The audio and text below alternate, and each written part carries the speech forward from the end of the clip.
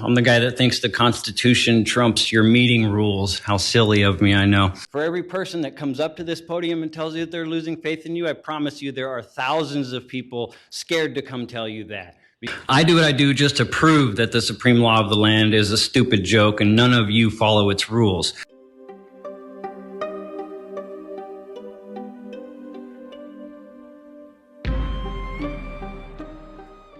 Hello, Jim Freedom, resident of Earth. What's up, everybody? Thanks for tuning in. Before we get started with my personal city council compilation, there's one thing I wanted to bring up. Every person that walks up to this podium to speak hears these words. Please come forward, state your name and place of residence. You have 3 minutes. Please come forward, state your name and place of residence. You have 3 minutes. He doesn't ask for your city of residence. He says the place of residence, which some people are foolish enough to actually give their full names and actual home addresses. I wonder how many people choose not to express themselves at these meetings because they think that they have to give their personal information before they speak, and they would rightfully fear retaliation. It's a subtle tactic used to intimidate people out of speaking their mind. Moving on. Here we see 2 of the speeches displayed in this compilation received over 1 million views each on TikTok. Let's get 1 million on YouTube too. Jim Freedom, I'm a resident of Earth, and as promised, I'm here to test your oath of office, specifically the very first amendment in the document that you guys hold so dear. If you want to, like normal, but just don't interrupt my time. That's the only thing I'm asking so far. If anybody's watching online or anything, if you don't care for cuss words as your final warning, there's going to be a few in the next 3 minutes. To the terrorists around the room that will be expected to do their dirty work, if they did ask me to leave, this is just a friendly reminder that you always have a choice to disobey unethical orders in all situations, everywhere you are. No matter what's going on, you have a choice as to whether or not to follow orders, and you're required to ask yourself those questions to be considered a decent human being. Cussing in public is a clearly established right, and you won't have any qualified immunity if you choose to enforce their feelings and not the law. So you'll be named personally in the lawsuit. That's just to let you know. Anyways, moving on. By the way, the reason I call you guys terrorists is because you use force and intimidation to advance the goals of your political masters, and that's literally the definition of terrorists, so that's why I do that. I'm testing free speech today because our ability to speak our mind in our own words must be absolutely secure first in order to have a deeper conversation, an honest conversation about the bigger problems we face. You're not in these seats to only help the clean and well-spoken. You're charged with representing everyone, and that includes people that life has beat the shit out. And that right there is all it takes to get muted. If you can't handle what I just said, you have no business being on that seat, and you are way too fragile to hold any position of power. If I was up here doing something you believe would warrant locking me in a cage, i.e. cussing, stuff like that, wouldn't it be smart to have audio and video evidence of it instead of muting me? Furthermore, wouldn't it kind of be like destroying evidence of a crime if you're going to call it a crime? The intelligent thing to do, in my opinion, would be to issue a simple statement to the audience that the public comments section of the meeting might possibly contain cussing from frustrated residents. But apparently that's too much to ask in the land of the free. Even though you are the ones helping violate my freedoms, I still am fighting for your freedoms also, whether you realize it or not. I don't want you punished or hurt like many, many people might. I reject violence. I know I could never match the level of violence you guys are prepared to use against me. I would be satisfied for you to realize and comprehend that your business as usual politics are in fact causing more harm than good. For example, you won't let me record public court proceedings because it's an embarrassment to freedom and does not resemble justice in any way. It's a plea bargain assembly line is what it is. The maximum sentence for each law is so ridiculously high that people are terrified to defend themselves, and they're successfully bullied into plea bargains. It's pathetic in my opinion. There's 2 types of people that say we have a justice system, the ignorant or the deceitful. We have a punishment for profit system. People are dragged, sometimes literally, through the system for victimless crimes as a means to generate revenue. I hope you've at least heard the term victimless crimes before, because it's not just something that libertarians and hippies say. There's actual logic and ethics involved. Every time a government enforces a law without a victim, the person getting arrested or ticketed is the victim. If there is no victim, there is no crime. If there is a victim, the prescription for justice is simple. Make the victim whole. If someone physically harms someone else, steals or damages property, they should not be forced to pay money to a court. They should pay money to their victim. It's a pretty simple concept. I could spend the next 10 meetings coming back and giving examples of all the things government does wrong, and I do plan on being here relentlessly leaning on you verbally in that way. But the very next meeting we're going to have on the 15th, I'm going to give you my idea of a simple solution to government corruption. I'm going to go the other way and offer solutions. We can call it, what would Jim Freedom do if he was mayor? I cannot be bought, I cannot be controlled, and you will never see me coming when I say fuck your warnings. As previously stated, I'm here to offer my idea of a solution that would solve everything. I know you've heard the first two words I'm going to use before, but please just hear me out. Transparency and accountability. Those words get thrown around a lot, but they're never applied seriously when and where it actually matters. For example, the public records process is a cruel joke, and none of the employees even get questioned when they fail their legal duties to serve the public. Giving the public their own public records should be a very simple task, the simplest. The fact that you call it a records request lets us know that you think it's okay to deny the information when you want to. You make it difficult to get records of things that make you look bad, but when it looks bad, it's usually because it is bad, and covering it up makes it way worse. It's transparency 101. Now, if I were mayor, I would show the world what true transparency and accountability looks like firsthand by live streaming the process. Not just a meeting every 2 weeks or a press conference that I'm well prepared for, but the actual process of how decisions are made in government. I would empower the people with information in real time during any decision making I considered. If a private interest group or another government official wanted to sway me any direction, they would do so with an audience. No more closed-door private meetings, no more secret courts, no more confusion about true motivations, just the truth on camera. And if you have nothing to hide as a civil servant, this idea would excite you, while rejecting it would tell a story of its own. Now that's transparency. Accountability will come naturally as a result of true transparency. Now remember, accountability does not have to mean punishment. You guys are the ones addicted to punishment, not me. Holding yourself accountable can be as easy as recognizing a wrong that you've had a part in and choosing actively to work to right that wrong. Now, by now, I hope you realize I'm not just talking to you guys. I stand in a building I helped pay for, speaking into a microphone I helped pay for, recording with cameras I helped pay for, and streaming it with an internet connection I helped pay for. And the entire planet has the opportunity to hear my words. Surely you can recognize the power in that. We would be a fool not to use our most powerful resource to its full potential. This instant global connection that we all share through technology is the tool we've been waiting for. It's the one thing we've never had available to us until relatively recently, and once it's used properly, it will end the lies and corruption we all know exists in government. Last thing I want to say is a great Jacques Fresco once said, if you think we can't change the world, that only means that you're not one of the ones that will. I don't know if you noticed, but he muted my microphone for a second there because he thought I was going to cuss. These people hate free speech so much. Here comes that annoying freedom guy.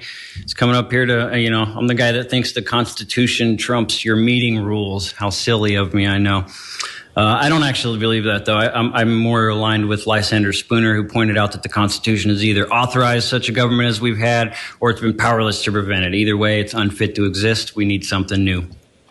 I do what I do just to prove that the supreme law of the land is a stupid joke and none of you follow its rules. We'll never be able to fix the problems in our society when our representatives don't play by the rules that we all thought were in place. To the people watching online or later, your anger is righteous and justified. The servants have written their own new rules that contradict freedom and use their army of order-following cowards with badges to punish enough of us effectively, making us their servants. Don't you dare walk across that street in a place we don't like. Don't you dare make certain noises with your mouth that we don't like. Don't you dare try to record public court proceedings. Don't you dare grow a food garden in your own front yard. Don't you dare assemble a protest in a way or place we don't like. Don't you dare travel in a vehicle without using a seatbelt. Don't you dare sell tamales without paying for our permission first. You see where I'm going with this? These are all violations of freedom that you all just think are normal and they're unacceptable. To a society that thinks that these threats are acceptable, that's a profoundly sick society. And Krishnamurti points out it's no measure of health to be well adjusted to a profoundly sick society. The few good things that do come out of this building could be easily replaced by voluntary systems that don't require terrorism and revenue generating for funding. You can get your money through voluntary means. You don't have to do it through the traditional ways. Just because that's been the way we've been doing it forever doesn't mean we always have to do it. I'm here to suggest that you need to dig within yourselves, not you guys, everybody else, because I know you guys are just listening until I'm done so you can say thank you and then go on with your lives. Anyways, that's all I pretty much have to say with that. For the last minute, I just wanted to point out one thing that Corey said that I didn't like in a Facebook, it was a Facebook advertisement, and I quote, "Vaccines, getting vaccinated is what keeps us free to do the things we want," end quote. Can you hear how that sounds? Can you hear how messed up that sounds? I mean, I know that's off topic from everything else I had, but just the people in this room, they even pointed out, the people said one thing about an issue, and then you guys said 7-0 the other way. I mean, that's the way it is. You guys don't listen, you don't care, and I'm just here to voice that out so more people can be made aware of that, because as soon as we reach a critical mass of people that are aware of what's actually happening, then we can start to work on how to change it. Last thing I want to say is fuck your warnings. All right. First thing I wanted to say, I want to make it very clear, and I know everybody else here already knows this, but I want to personally have said to each of you that the transcript that you released is not transparency.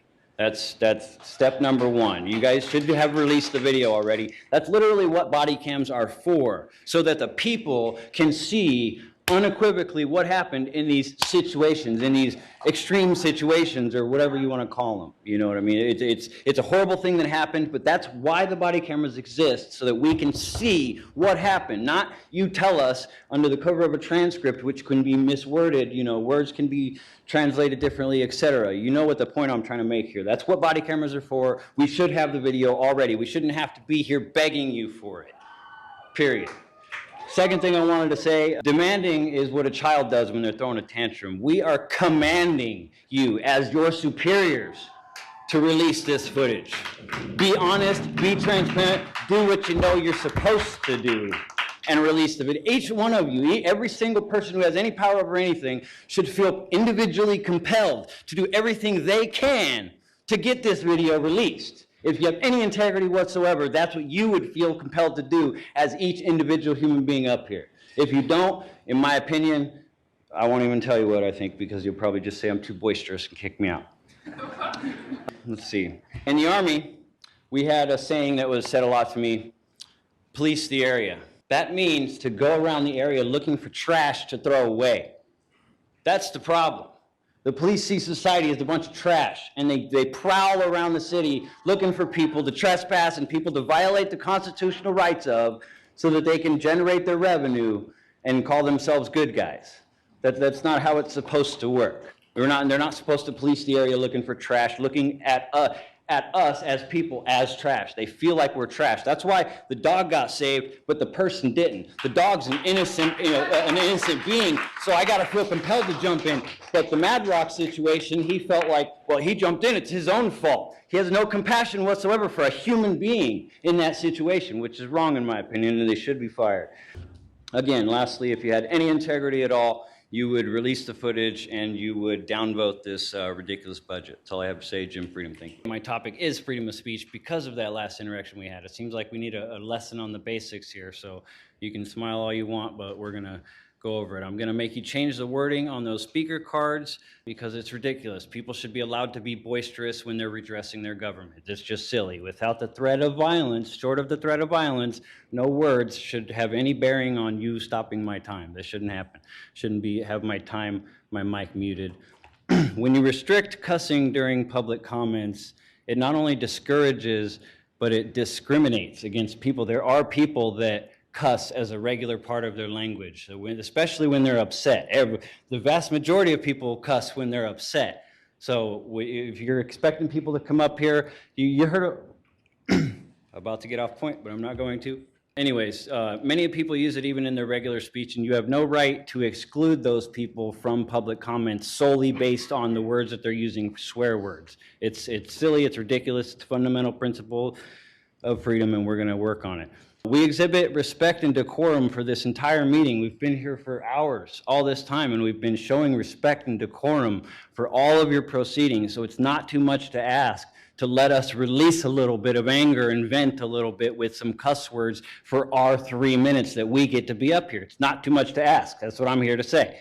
Next, if people can't feel like they can come in here to vent because they might use a cuss word and they might get arrested and charged with trespassing and all those other dangerous things you threatened us with before, then where do you think they're going to vent? They're going to vent in public on other people. They're going to vent on the bus and to the cash register people, to the inappropriate places that they shouldn't be. You should encourage people to come vent in here. You should be able to handle those words, and you should encourage it because, like I said, it'll discourage them venting in other places. Excuse me, my time's getting short. You'd be amazed how many people think I'm talking to a brick wall here. They think that you guys just sit here and listen just to put on the facade of freedom, like these people are losing faith in you. That's more, for every person that comes up to this podium and tells you that they're losing faith in you, I promise you there are thousands of people scared to come tell you that because of all your threats of violence for arresting us because if we use a cuss word. It's so hard for me right now. You have no idea how hard it is for me to go through all this without letting a cuss word slip. It's just who I am. I get excited. I swear sometimes it happens, but I'm doing my best. I know too well that these councils don't take me seriously when I speak. But I keep going up there because I know that you can hear me loud and clear.